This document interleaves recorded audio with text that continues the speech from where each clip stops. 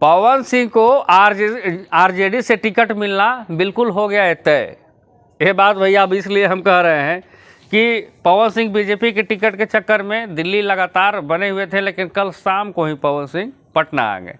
अब पटना आने के बाद भैया पवन सिंह आरजेडी के कुछ बड़े बड़े कार्यकर्ता से और बड़े बड़े नेताओं से भी कल मुलाकात किए हैं। और मुलाकात के साथ साथ पवन सिंह को यानी कि टिकट मिलना आरजेडी से लगभग तय है।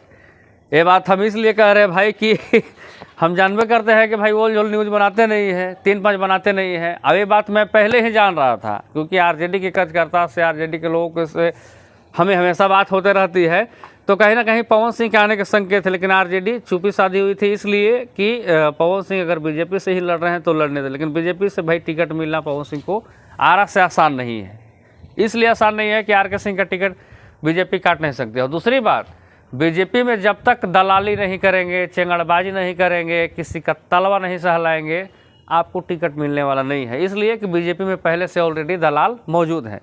पवन सिंह का बीजेपी से टिकट कटना, बीजेपी से बात बंद होना टिकट के मामले में, उसमें भी कुछ दलालों का हाथ है। वो दलाल जिनको पवन सिंह बड़े भैया भैया कहते हैं, बड़का भैया, फलना भैया, चिल्ला भैया, नाम नहीं लेना चाहेंगे हम, काहे के नाम लेते नहीं हैं जल्दी किसी का, इसलिए कि क्या फ़ायदा है। लेकिन हाँ, पवन सिंह अगर आरजेडी से चुनाव अब लड़ेंगे, और लड़ना तो तय है पवन सिंह को चुनाव, क्योंकि भाई पवन सिंह ने कल जिस तरीके से वादे कर दिया, सोशल मीडिया पर लिख दिया कि मैं जितना लोगों के लिए किया वो गलत लोगों के लिए मैं काम किया, जितना मेहनत किया गलत लोगों के लिए काम किया। लेकिन एक पोस्ट और पवन सिंह को जो आया था, तो आप भी देखे होंगे, पढ़ लीजिए, स्क्रीन पर चल रहा है।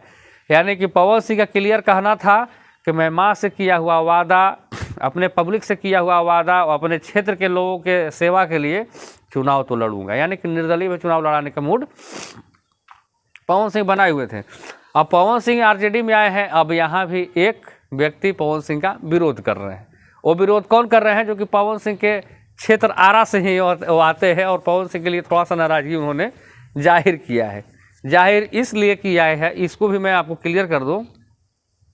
पिछले विधानसभा में आपने देखा कि चेतन आनंद किस तरीके से गद्दारी करके आरजेडी के टिकट पर चुनाव जीते हैं। चुनाव जीतने के बाद वो भाग गए, दूसरे पार्टी में चले गए। आप जान सकते हैं 2-3 विधायक वहाँ से तेजस्वी को धोखा देकर चले गए। तो यही बात आरजेडी में हो रही है कि हो सकता है कि पवन सिंह चुनाव जीतकर फिर बीजेपी में ना भाग जाए। तो मैं ये बात क्लियर करूँ कि पवन सिंह एक वैसे शख्स हैं कि स्वाभिमान से समझौता करने के लिए वो बंदा कभी किसी के सामने झुक नहीं सकता है। ये बात मैं जानता हूँ, ये बात सभी लोग जानते हैं, और ये बात आ भी रही है। पवन सिंह अगर आरजेडी के टिकट पर चुनाव लड़ते हैं, तो यानी कि 2.5 लाख 3 लाख आरजेडी का वोट है, आरजेडी का वोटर है, और पवन सिंह बाईकास्ट राजपूत आते हैं। यानी कि बिहार में जातिवाद तो भैया प्रमुख है। आप जान ही सकते हैं कि हर एक लोगों का अपना अपना मास्क वोट अपने गुट में बटा हुआ है। तो पवन सिंह राजपूत जाति से आते हैं। पवन सिंह को अगर 20% भी उनके समाज के लोग पवन सिंह को सपोर्ट करेंगे, तो पवन सिंह को चुनाव जीतना कानी उंगली का खेल हो जाएगा। अगर आरजेडी से आते हैं तो, अगर पवन सिंह बीजेपी से आते हैं तो बीजेपी के लोग ही पवन सिंह को हराएंगे। हालांकि बीजेपी की तो बात ही नहीं करनी चाहिए, क्योंकि भाई आर.के. सिंह का टिकट बीजेपी कभी नहीं काट सकती, क्योंकि आर.के. सिंह के नज़र में बीजेपी के अंदर बहुत बड़ा एक डर सा है कि आर.के. सिंह जिस तरीके से वहाँ पे काम करते हैं, चाहे आर.के. सिंह का जिस तरीके से ग्राउंड लेवल पर नाम है बीजेपी में, तो बीजेपी भी थोड़ा सा उनसे मात खाती है। अब ठहरे भड़ा भैया पवन सिंह भोला भाला, ये ना दलाली जानते हैं, ना चटुकारता जानते हैं, ना बीजेपी के पीछे पीछे दौड़ना जानते हैं। हाँ, बीजेपी के लिए 80 रैलियाँ किए हैं, बात सच्चाई है। और पवन सिंह बीजेपी में ज़्यादा चक्कर नहीं लगाए। जेपी नड्डा से उन्होंने मुलाकात की, लेकिन बात बनते हुए नज़र नहीं आया।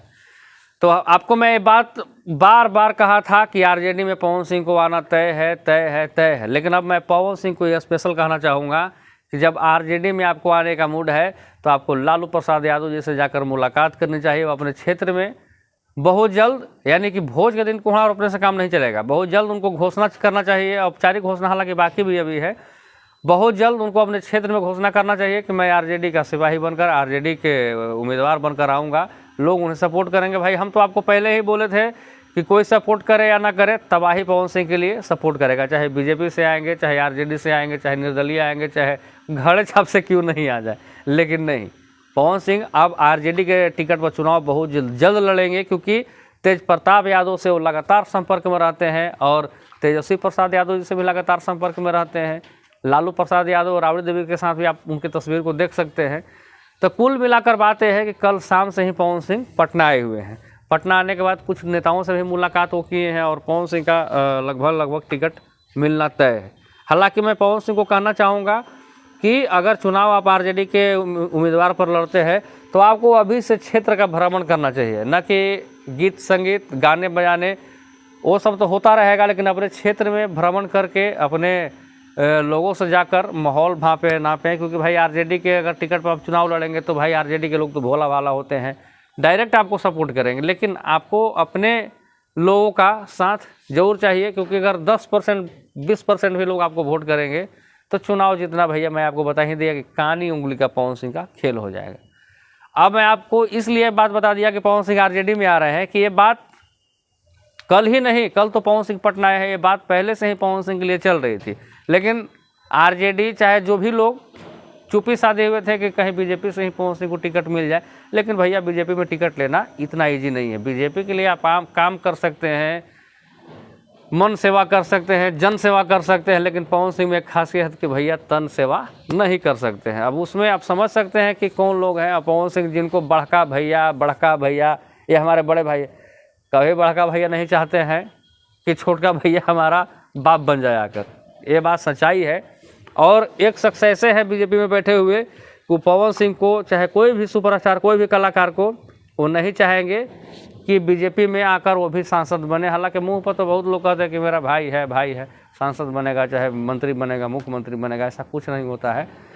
तो राजनीति एक ऐसा गलियारा है कि राजनीति में बाप का भी नहीं होता है, बेटा बाप का नहीं होता है और बाप बेटा का नहीं होता है। ये बात बिल्कुल 110% सच्चाई है। और ये बात आपको मैं कल से ही नहीं, बहुत कुछ दिन पहले से बता रहा था कि आरजेडी में पवन सिंह को चुनाव लड़ना चाहिए। अगर आरजेडी के टिकट पर मिलेंगे तो आरा से उनको टिकट मिलेगा। और आरा में पवन सिंह का एक सज्जन विरोध कर रहे हैं जो कि आरजेडी के टिकट पर लड़ने के लिए माना कर रहे हैं आरजेडी से टिकट देने को लेकर। हालांकि उनको भी समझा लिया जाएगा, वो भी अपने ही हैं, लेकिन पवन सिंह को चुनाव आरजेडी से लगभग तय है।